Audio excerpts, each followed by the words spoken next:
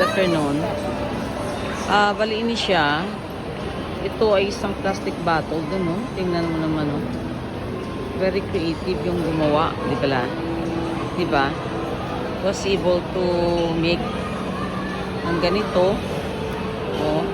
Iikot ko na lang kayo para at least makita niyo rin kung paano siya, paano niya i-design. Malay nyo. No? Ganda. Diba? Baka gusto niyo yung mga artist dyan. Yan o. Live. So, ikot muna tayo dito guys, sis. Ayan. Ang ganda ng pagkagawa niya. Good afternoon.